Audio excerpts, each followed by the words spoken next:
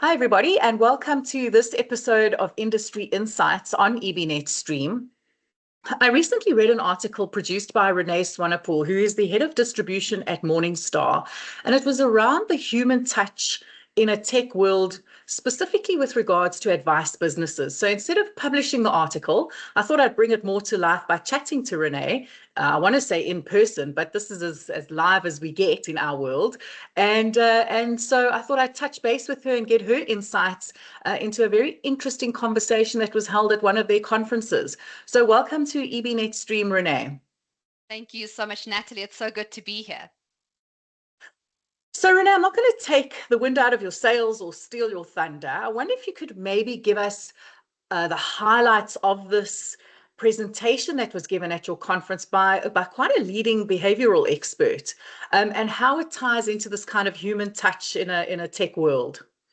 Absolutely, Natalie. So I think the Morningstar Investment Conference was really centered around how that human touch is so important in that advisor to client relationship.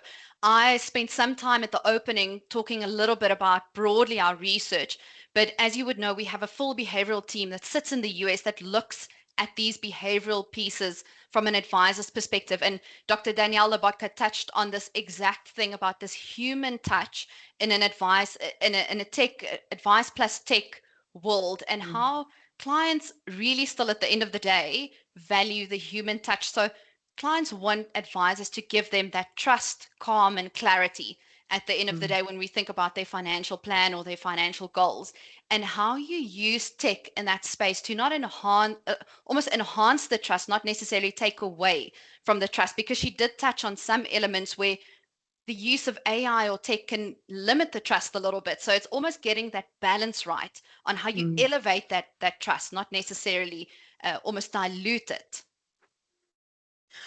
So this AI in the financial planning space is definitely a hot conversation right now. It was a huge focus of the recent FPI convention as well.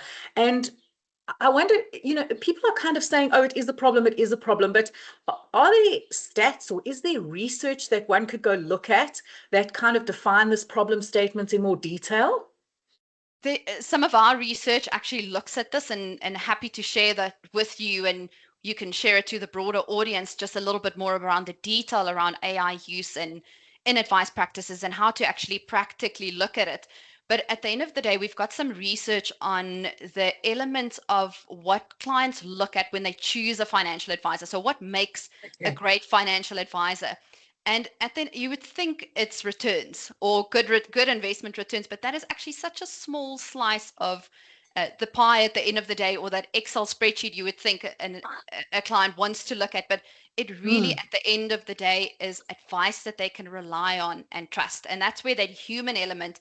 So when we looked at our research, clients didn't necessarily want an AI or a chat GPT to put their financial plan together. They wanted someone they trusted and that they could rely on to give them good financial, holistic financial advice. So that's something quite important when you look at that advisor-client relationship. Okay, so we're talking about reliability, we're talking about trust. It's very much human-centric, and really what a human brings to an interaction. But there is behavioral elements to this, and there are things that we can do to make ourselves more trustworthy. And your article referred to behavioral coaching.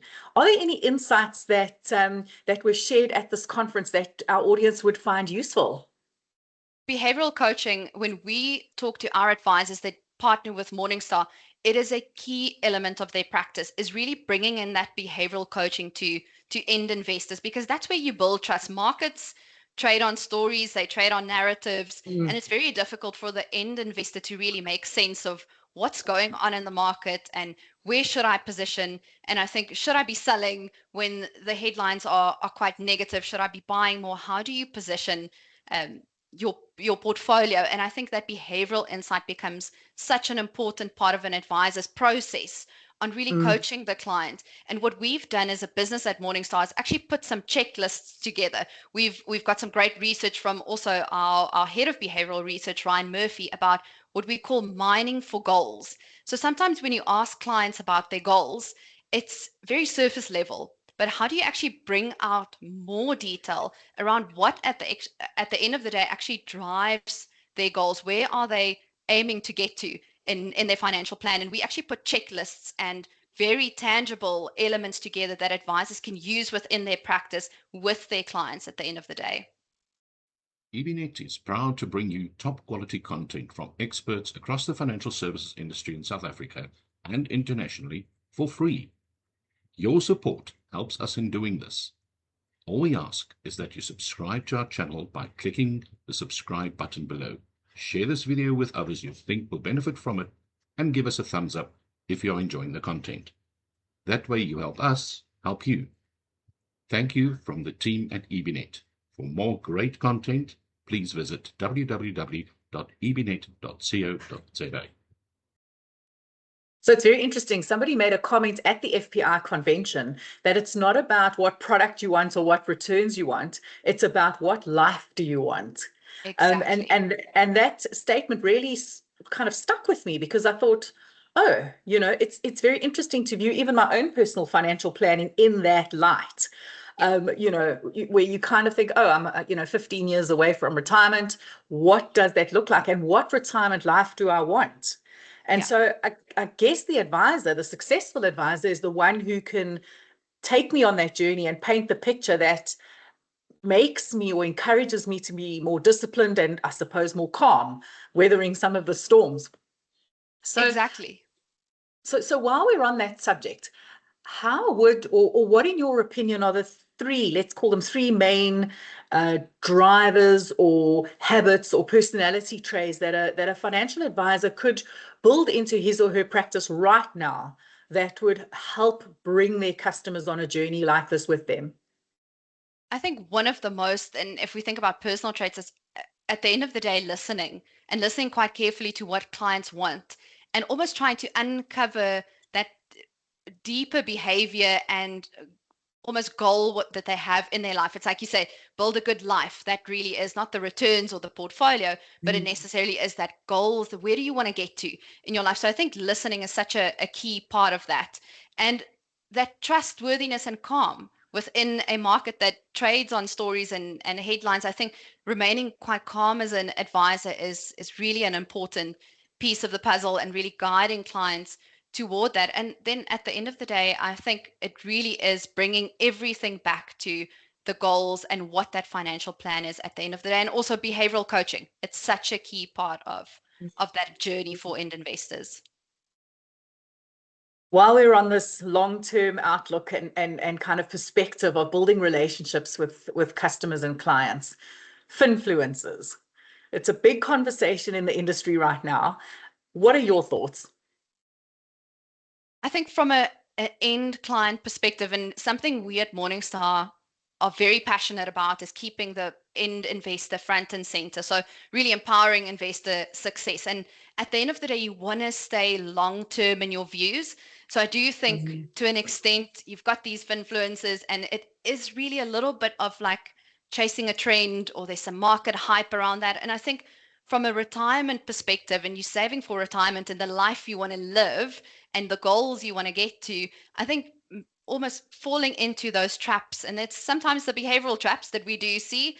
It's confirmation bias. So I'm only reading what confirms my beliefs around what the influencer said, or I am almost loss aversion. So I'm worried about losses more than gains. And I think what at the end of the day is important is that retirement and saving for your goals should be a long-term valuation driven journey focused on fundamentals and research.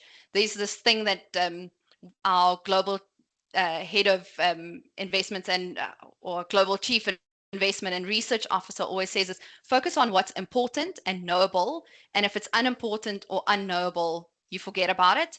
And I think that a lot of these hype and trends and the likes, they're very unknowable on what's going to happen tomorrow. So I would just be very careful as an end investor on these short-term hype and trends, and really focus and listen to your advisor. That's the behavioral coach, and who's got your best interests at heart.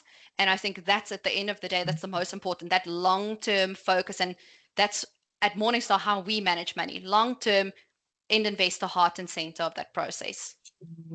I suppose the difference really is a finfluencer, what is their core objective or goal versus a, professional financial advisor, what is their core and goal? And therein, I think, lies an answer that I think everybody should certainly be thinking about. Last question, kind of as we wrap up, and this is such a good conversation, but youngsters. So you'd be surprised to hear I'm not that young anymore. But we do have youngsters. We do have youngsters entering the workplace. And if I look at my own young adults in my household, they kind of have a different view of money. And I wondered, maybe from your side, what trends are you guys seeing? How are youngsters approaching their money? Do financial advisors need to cater their advice or their personalities? I don't want to say too much around kind of, changing yourself, but what should we be keeping in mind when we communicate and educate young people about their money? Yeah, it's a really good question, and it's something from a research perspective globally. We're seeing this large this wealth transfer to the next generation. And this is across the board. It's not a South African phenomenon. It is UK, US, the rest of the world is really also struggling with this question on, we're going to see the amount of money that will move hands in the next few years is quite substantial. And some of our research also showed that 1 in 5 affluent investors use their parents' financial advisor. 4 out of 5 don't.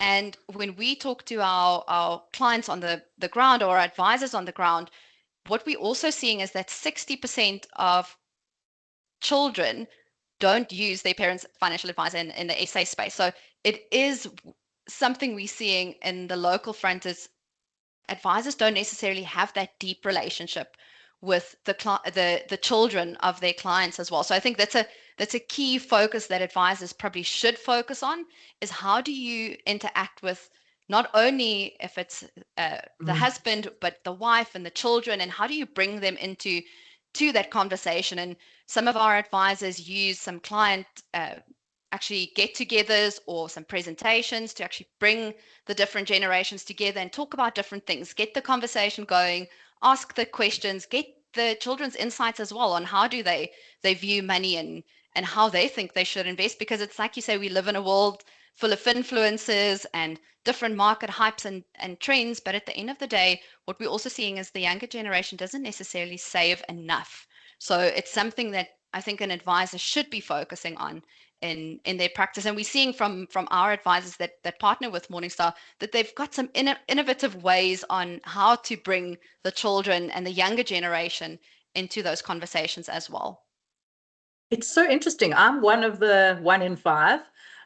So I use my late mom's financial advisor, funny enough, and where it's really helped me is the continuity of thought, between the kind of, I suppose, my money personalities, the decisions I'm making, in the same way he's getting to know my kids now. And so, as my youngsters start working at some point, please, they will, I'll put, I'll definitely arrange for that continuity, kind of that, you call it an institutional knowledge of our family. And that's a definite perk or plus of that. So very interesting insights there. Thank you, Roné. Thank you very much for taking the time to talk to us today. I really appreciate it. So much nicer to listen and chat rather than read an article. So I appreciate the time you've taken to spend with me today. Absolutely. Thank you so much, Natalie. It was wonderful to have a chat.